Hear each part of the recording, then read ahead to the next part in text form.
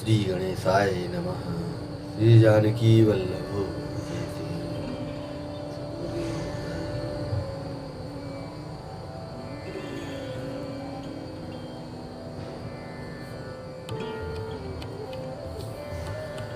भयं कोलाहलु अवधति सुनि नृप राउर सोर विपुल बिहग बन पर्यउ निधि मानहु पुलिस कठोर।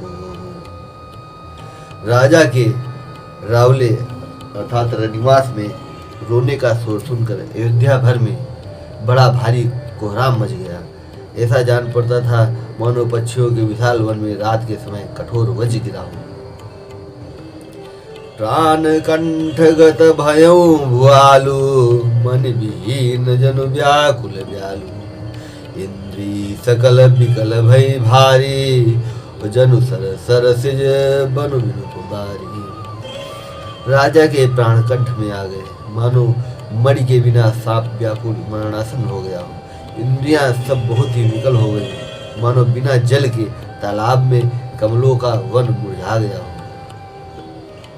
कौशल्या नृप देखी मलिना रविकुल रवि अथयौ जिय जाना।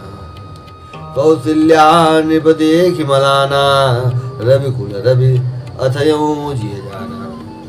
उधरि धीर राम महतारी बोली वचन समय अनुसारी। कौशल्या जी ने राजा को बहुत दुखी देखकर अपने हृदय में जाना कि अब सूर्य कुल का सूर्य अस्त हो चला। तब श्री रामचंद्र जी की माता कौशल्या हृदय में धीरज धरकर समय के अनुकूल वचन बोली। नाथ समुझी मन करिय विचारु राम वियोग पयोधि अपारु। करण धार तुम अवध जहाजु चढ़ऊ सकल प्रिय पथिक समाजु। हे नाथ, आप मन में समझकर विचार कीजिए कि श्री रामचंद्र का वियोग अपार समुद्र है, अयोध्या जहाज है और आप उसके कर्णधार खेने वाले हैं। सब प्रियजन कुटुंबी और प्रजा ही यात्रियों का समाज है जो इस जहाज पर चढ़ा हुआ है। धीरज धरिय तपाई पारू नाहित बूढ़ी है सब परिवारू। जो जिय धरिय विनय पिय मोरी राम लखनुसिय मिलहि भोरी। आप धीरज धरिएगा तो सब पार पहुंच जाएंगे, नहीं तो सारा परिवार डूब जाएगा। हे प्रिय स्वामी, यदि मेरी विनती हृदय में धारण कीजिएगा तो श्री राम लक्ष्मण सीता फिर आ मिलेंगे। प्रिया बचन मृदु सुनत नृपु चितयऊ आँखि उघारी। तलफत मीन मलिन जनु सिंचत शीतल बारी।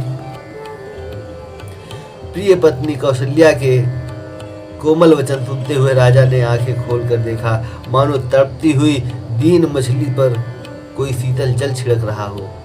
धरि धीरज उठ बैठ भुआलू कहु सुमंत्र कह राम कृपालु। कहाँ लखनु कह राम स्नेही कहाँ प्रिय पुत्र बधू वैदेही। धीरज धरकर राजा उठ बैठे और बोले, सुमंत्र कहो, कृपालु श्री राम कहाँ है, लक्ष्मण कहाँ है, स्नेही राम कहाँ है और मेरी प्यारी बहू जानकी कहाँ है।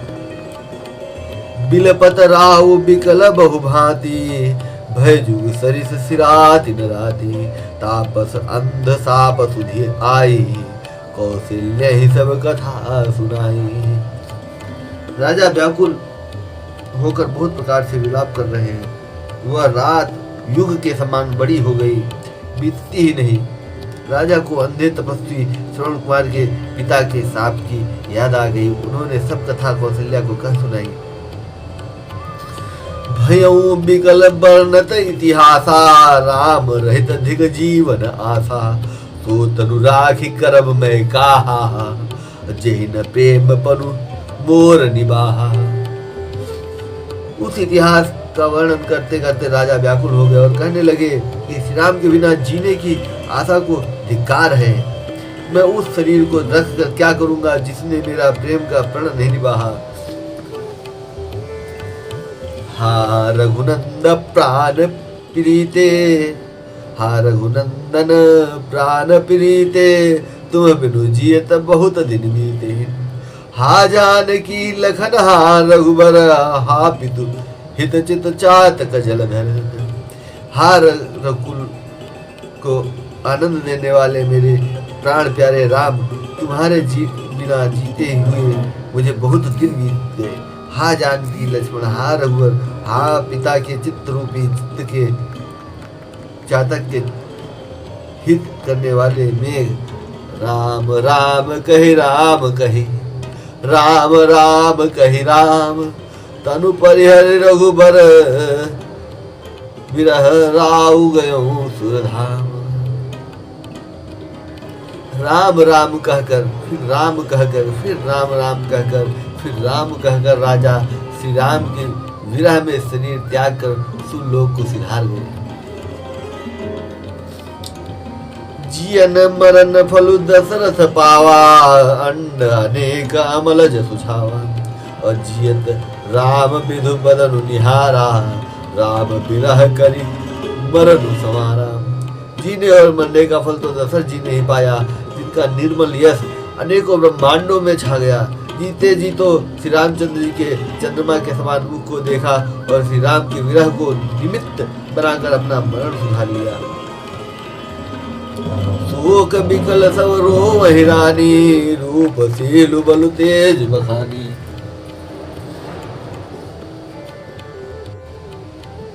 करहि बिलाप अनेक प्रकारा, परहि भूमि तल बारहि बारा। सब रानियां शोक के मारे व्याकुल हो रही हैं।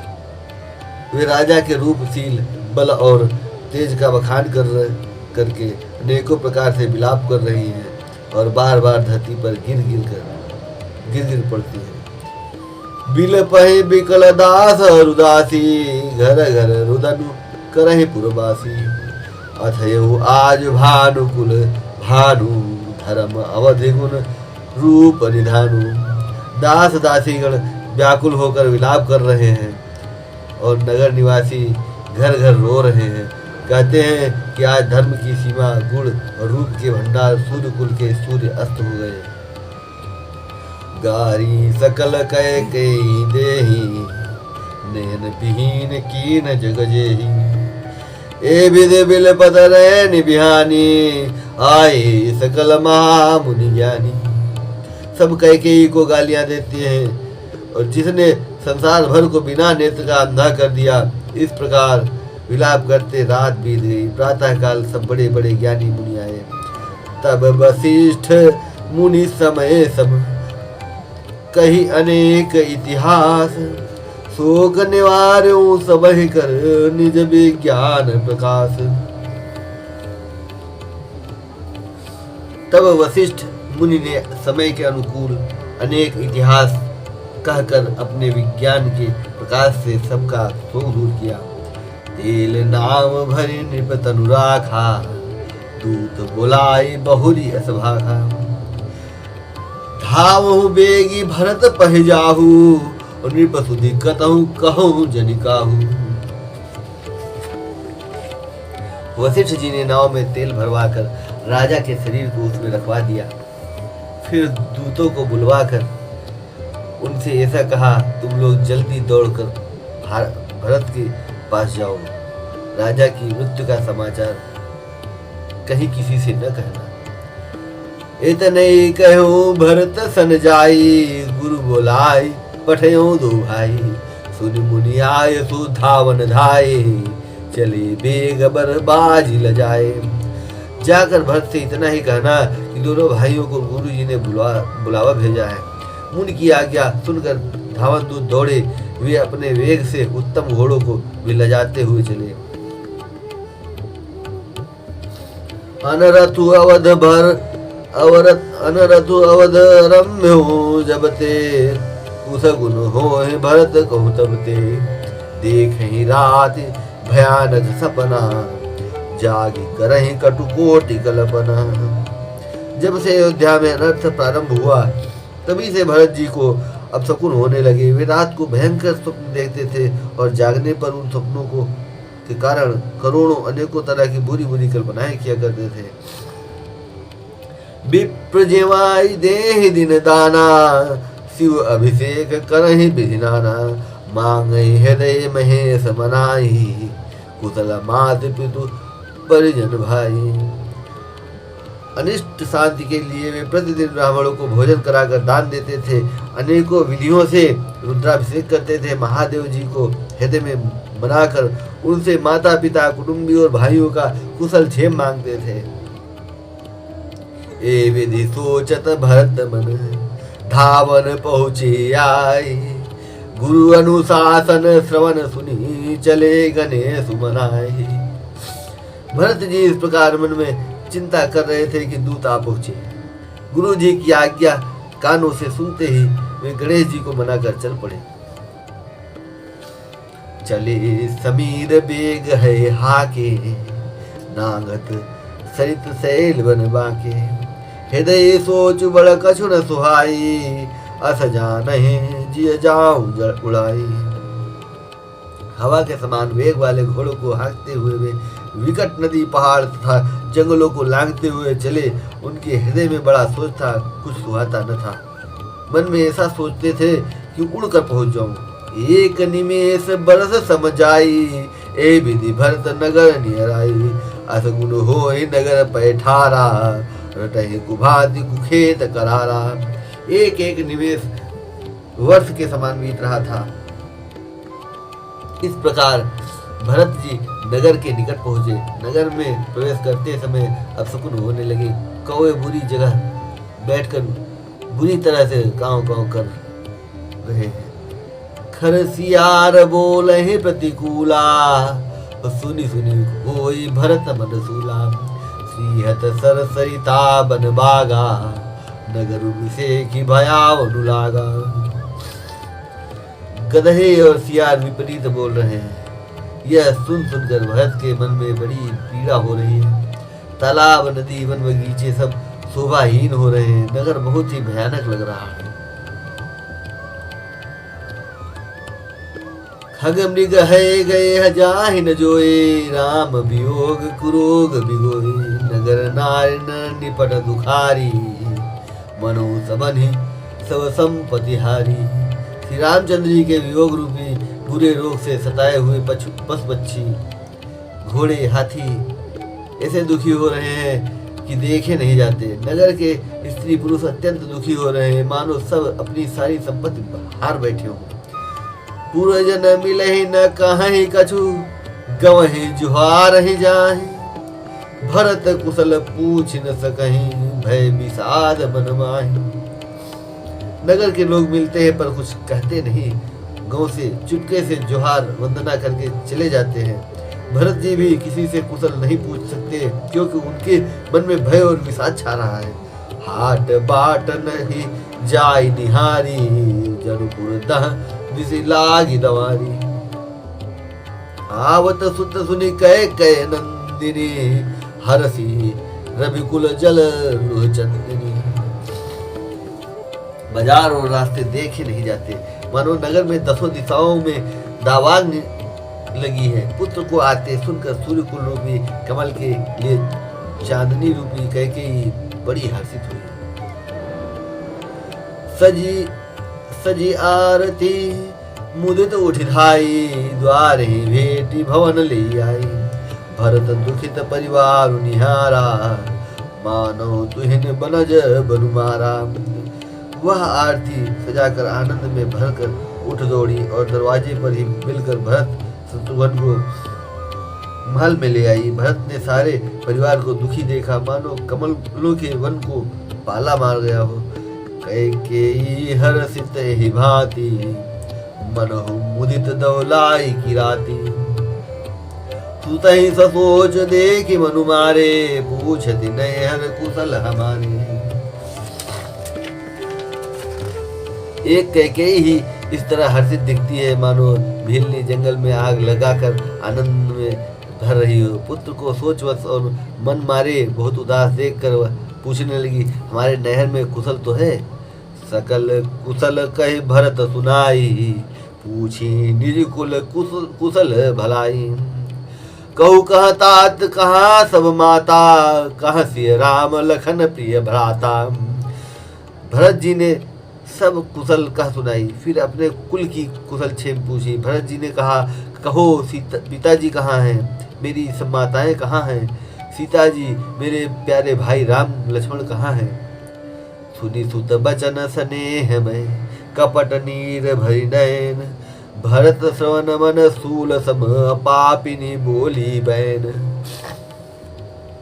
पुत्र के स्नेह में वचन सुनकर नेत्रों में कपट का जल भरकर पापिनी कैकेयी भरत के कानों में और मन में सूल के समान चुभने वाले वचन बोली।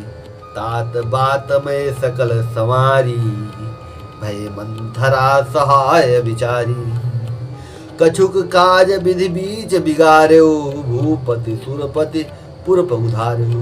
हे तात, मैंने सारी बात बना ली थी, बेचारी मंथरा सहायक हुई, पर विधाता ने बीच में जरा सा काम बिगाड़ दिया, वह यह कि राजा देवलोक को पधार गए। सुनत भरत भय विवश विषादा, जनु साहबेहु करी के हरिनादा। तात तात हा तात पुकारी, परे भूमि तल व्याकुल भारी। भरत यह सुनते ही विषाद के मारे विवश बेहाल हो गए, मानो सिंह की गर्जना सुनकर हाथी साम गया हो। वे तात तात हा तात पुकारते हुए अत्यंत व्याकुल होकर जमीन पर गिर पड़े। चलत न देख न पायो तो ही, तातन राम ही सौंप्यो मोहि। अब बहुरी धीर धरि उठे संभारी, कहो पितु मरण हे तुम महतारी। और विलाप करने लगे कि हे तात, मैं आपको स्वर्ग के लिए चलते समय देख भी न सका, हाय आप मुझे श्री राम जी को सौंप भी नहीं गए। फिर धीरज धरकर वे संभल कर उठे और बोले, माता पिता के मरने का कारण तो बताओ। सुनि सुत बचन कहती कैकेयी, मरमु पाछे जनु माहुर देई। आदि होते सब आपनी करनी, कुटिल कठोर मुदित मन बरनी। पुत्र का वचन सुनकर कैकेयी कहने लगी, मानो मर्म स्थान को पाँच कर चाकू से चीर कर उसमें जहर भर रही हो। कुटिल और कठोर कैकेयी ने अपने सब करनी शुरू से आखिरी तक बड़े प्रसन्न मन से सुना थे।